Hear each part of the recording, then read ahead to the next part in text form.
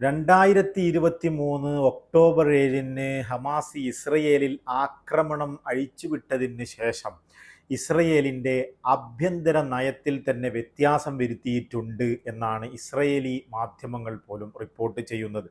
അതായത് ഏതൊരാക്രമണം ഇസ്രയേലിനേക്ക് വന്നു കഴിഞ്ഞാലും അതിന് ഉടനടി പണ്ടത്തതിൽ നിന്ന് വിഭിന്നമായി ഉടനടി അതിന് തിരിച്ച് ആക്രമണം നടത്തുകയും അതിന് മറുപടി നൽകുകയും ചെയ്യുന്ന ഒരു നയമാണ് നെതന്യാഹുവിൻ്റെ ഇപ്പോഴത്തെ ഭരണകൂടം സ്വീകരിക്കുന്നത് എന്നുള്ളതാണ്.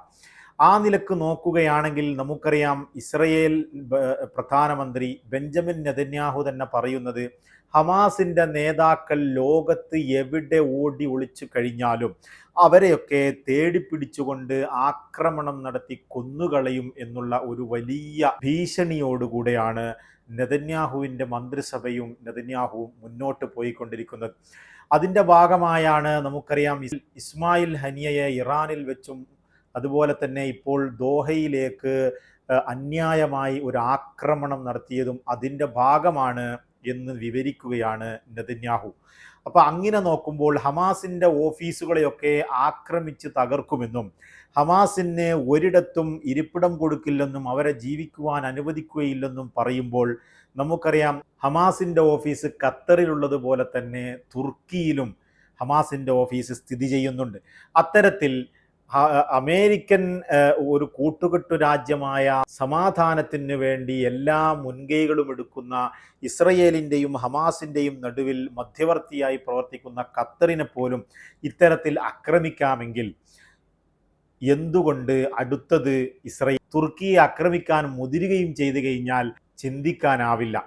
അതുകൊണ്ട് തന്നെ ഖത്തറിലേക്ക് ഹമാസിൻ്റെ ഓഫീസിനെ ലക്ഷ്യമിട്ട് ഹമാസ് നേതാക്കളെ ലക്ഷ്യമിട്ടുകൊണ്ട് ഇസ്രയേൽ ആക്രമണം നടത്തിയ അതേ ദിവസം തന്നെ തുർക്കിയിലെ 2 എയർബേസുകളിൽ നിന്ന് നമുക്കറിയാം, മലാട്യ എയർബേസിൽ നിന്നും അതുപോലെ ദിയാർബക്കിർ എന്ന് പറയുന്ന എയർബേസിൽ നിന്നും തുർക്കിയിൽ എയർഫോഴ്സ് പറന്നു പൊങ്ങുകയും യുദ്ധവിമാനങ്ങൾ കൊണ്ട് തുർക്കിയുടെ വ്യോമപാതയിലുടനീളം വ്യോമ മേഖലയിലുടനീളം പെട്രോളിംഗ് നടത്തുകയും ചെയ്തു എന്നാണ് തുർക്കിയിൽ നിന്ന് വരുന്ന റിപ്പോർട്ട്. അതായത് അന്നത്തെ ദിവസം ഒരുപക്ഷെ ഇസ്രയേൽ തുർക്കിയെ ആക്രമിക്കുകയാണെങ്കിലോ അത്തരത്തിൽ എന്തെങ്കിലും ഉണ്ടെങ്കിൽ ആകാശത്ത് വെച്ച് തന്നെ അവരെ നേരിടുവാനുള്ള എല്ലാ തയ്യാറെടുപ്പുകളും എടുത്തുകൊണ്ടാണ് തുർക്കി ഭരണകൂടം, ഉർദുഗാൻ ഭരണകൂടം മുന്നോട്ട് പോകുന്നത് എന്നുള്ളതാണ്. ഈ അടുത്ത കാലത്തായി ഗാസ യുദ്ധത്തിൻ്റെ പശ്ചാത്തലത്തിൽ തുർക്കിയും ഇസ്രയേലും തമ്മിലുള്ള സഹകരണവും അവർ തമ്മിലുള്ള എല്ലാ കരാറുകളെയും ഉർദുഗാൻ മരവിപ്പിക്കുകയും ഇസ്രയേലി വിമാനങ്ങൾക്ക് തുർക്കിയുടെ വ്യോമ പരിധിയിലേക്ക് കയറുവാൻ സാധിക്കാത്ത വിധം നിരോധിക്കുകയും ചെയ്തിട്ടുണ്ട്.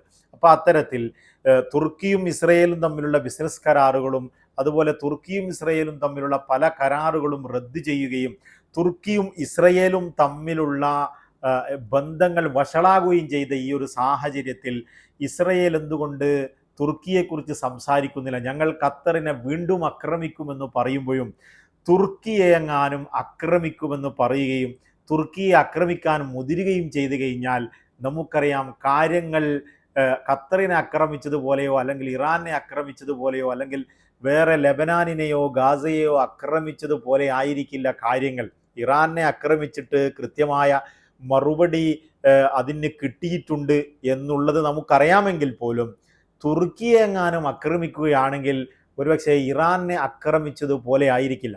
ഇറാൻ വിദൂരത്ത് നിന്ന് മിസൈലുകൾ, ബാലിസ്റ്റിക് മിസൈലുകൾ പായിച്ചുകൊണ്ടുള്ള ആക്രമണമാണെങ്കിൽ തുർക്കിയെ എങ്ങാനും ഇസ്രയേൽ ആക്രമിച്ചിട്ടുണ്ടെങ്കിൽ ഇസ്രയേൽ ആക്രമിക്കുന്നതിനേക്കാൾ ഫാസ്റ്റായി യുദ്ധവിമാനങ്ങൾ പായിച്ചുകൊണ്ട് തന്നെ ഇസ്രയേലിൻ്റെ ആകാശത്തിൽ നിന്ന് തീമഴ പെയ്യ്ക്കുമെന്ന് തന്നെയാണ് നമുക്ക് മനസ്സിലാക്കാൻ കഴിയുന്നത്. കാരണം തുർക്കി എന്ന് പറയുന്ന രാജ്യം ഒന്നാമത് നാറ്റോ സഖ്യകക്ഷ രാജ്യമാണ്. തുർക്കിയുമായി കളിച്ചു കഴിഞ്ഞാൽ നാറ്റോ രാജ്യങ്ങൾ പ്രതിരോധത്തിനിറങ്ങും എന്നുള്ളത് ഒരു വസ്തുതയാണ്.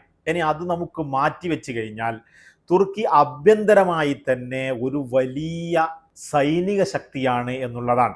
യുദ്ധവിമാനങ്ങൾ പോലും സ്വന്തമായി നിർമ്മിക്കുകയും അതുപോലെ തന്നെ ബാലിസ്റ്റിക് മിസൈലുകളും അതുപോലെ പ്രതിരോധ സംവിധാനങ്ങളും മറ്റുമൊക്കെ സ്വന്തമായി തന്നെ നിർമ്മിക്കുകയും അങ്ങ് കാലങ്ങൾക്കപ്പുറത്ത് തന്നെ ഒരു വലിയ സൈനിക ശക്തിയായി ഒറ്റക്കാലിൽ നിൽക്കാൻ പറ്റുന്ന ഒരു വലിയ ശക്തിയായ തുർക്കിയോട് ഏറ്റുമുട്ടുകയാണെങ്കിൽ ഇസ്രയേൽ എന്ന രാജ്യം തന്നെ ഭൂമുഖത്ത് കാണുകയില്ല എന്നുള്ളത് ഇസ്രയേലി അനുകൂലികളും ഇസ്രയേലിനെ അനുകൂലിച്ചുകൊണ്ട് സോഷ്യൽ മീഡിയയിൽ സംസാരിക്കുന്നവരും മനസ്സിലാക്കേണ്ടതാണ്.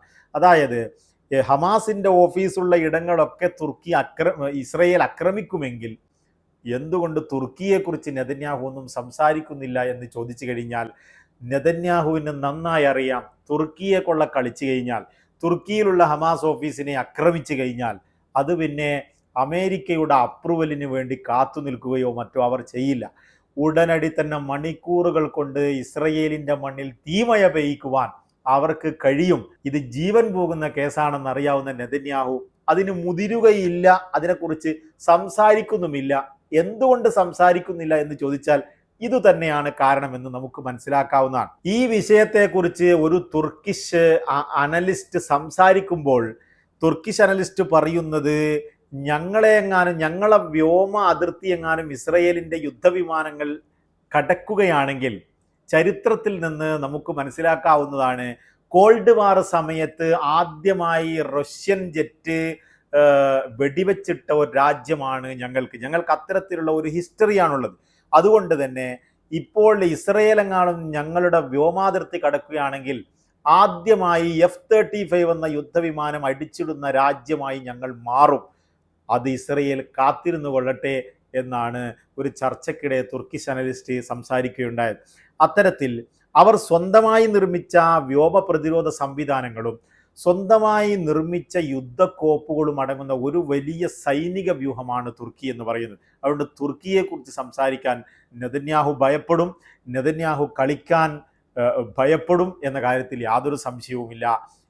അത്തരത്തിൽ തുർക്കിയെ ആക്രമിക്കാതെ എങ്ങനെയാണ് ഹമാസിന്റെ ഓഫീസിലുള്ള ഇടങ്ങളൊക്കെ ഞങ്ങൾ ആക്രമിക്കുമെന്ന വലിയ ഡയലോഗുകൾ എങ്ങനെ വിടുമെന്ന് എനിക്ക് മനസ്സിലാവുന്നില്ല. ഏതായാലും തുർക്കി എന്ന് പറയുന്ന രാജ്യത്തിന് റഷ്യയുമായുള്ള അടുപ്പം കൊണ്ടോ മറ്റോ അമേരിക്ക യുദ്ധവിമാനം കൊടുക്കുകയില്ല, F-35 കൊടുക്കുകയില്ല എന്ന് പറഞ്ഞപ്പോൾ അവർ ആഭ്യന്തരമായി തന്നെ സ്വന്തമായി 5th ജനറേഷൻ യുദ്ധവിമാനം നിർമ്മിക്കുകയും ഏകദേശം 2028 അവരുടെ വ്യോമസേനയിൽ അവർ സ്വന്തമായി തന്നെ നിർമ്മിച്ച യുദ്ധവിമാനം ഭാഗമാകുകയും ചെയ്യുമെന്നാണ് അന്തർദേശീയ മാധ്യമങ്ങൾ റിപ്പോർട്ട് ചെയ്യുന്നതിൽ നിന്ന് നമുക്ക് മനസ്സിലാവുന്നത്. അത്തരത്തിൽ തുർക്കിയോടുള്ള കളി അത് തീക്കളിയായിരിക്കുമെന്ന് അറിയാവുന്നത് കൊണ്ട് തന്നെ തുർക്കിയെ ഭയന്നോടുകയാണ് നെതന്യാഹു എന്ന ഭീകര പ്രധാനമന്ത്രി എന്ന് തന്നെ വേണം നമുക്ക് മനസ്സിലാക്കാൻ. തൽക്കാലം വിട, നമുക്ക് വീണ്ടും കാണാം.